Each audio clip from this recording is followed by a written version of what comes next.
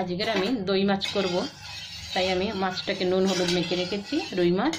আর এখানে তেলও গরম হয়ে গেছে খুব। এবার আমি মাছগুলো তুলে দেবো।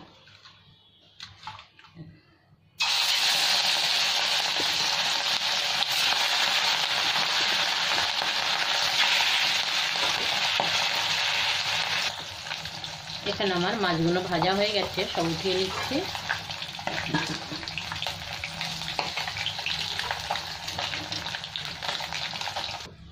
এই মাছ ভাজার তেলের মধ্যে আমি আলুগুলো ভেজে উঠিয়ে নেব।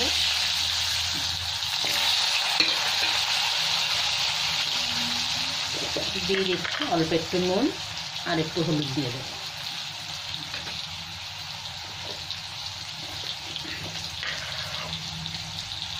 একটু হলুদ দিয়ে দিলাম। এখানে আমার আলুগুলো ভাজা হয়ে গেছে, সব উঠিয়ে নিচ্ছি। এই তেলের মধ্যে একটু গরম মশলা দিয়ে দেবো।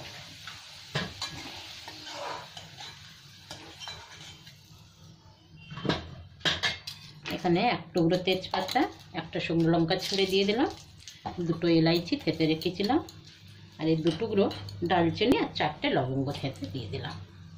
একটু গোটা জিরে দিয়ে দেবো।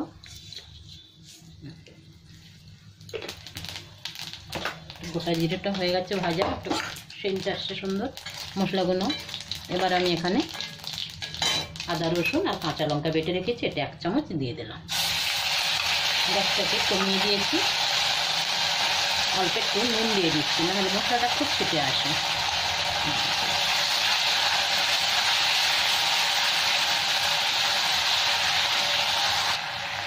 এখানে একটা টমেটো আর একটা পেঁয়াজ মিক্সিতে বেটে রেখেছি, এটা দিয়ে দিলাম।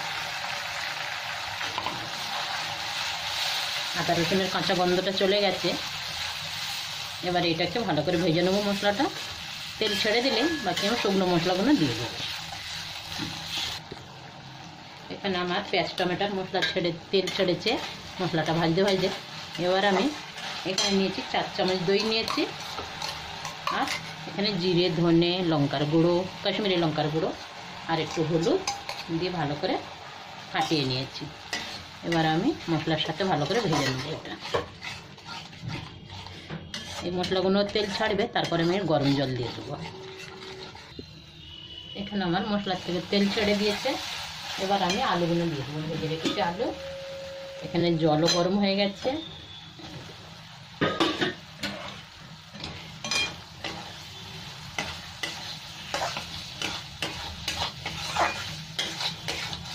আর এখানে 3 টুকরো কাঁচা লঙ্কা দিয়ে দিলাম, আর এখানে গরম করে রেখেছি জলটা দিয়ে দিলাম। দইয়ের বাটিতেই জল গরম করেছি। এবার এই ঝোলটা একটু ফুটে যাবে, তারপরে আমি মাছগুলো তুলে দেব।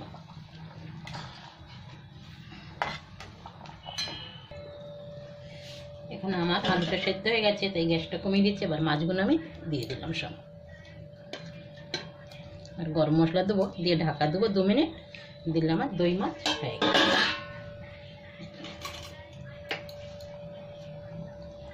অল্প একটু গরম মশলা দিয়ে দিলাম এখানে, আর কিছু লাগবে না, হয়ে গেছে আমার। আর 1-2 মিনিট ঝোলটা ফুটাবো। গরম মশলাটা দিয়েছি আর মাছটাও তুলে দিয়েছি, তো ঢাকা দিলাম। এখানে হয়ে গেছে। এবার আমি গ্যাসটা বন্ধ করলাম, অল্প একটু ধনেপাতা ছড়িয়ে দিয়ে, 2টা ধনেপাতা দিয়ে দিলাম। গ্যাসটা বন্ধ করে দিলাম। আমার দই মাছ হয়ে গেছে।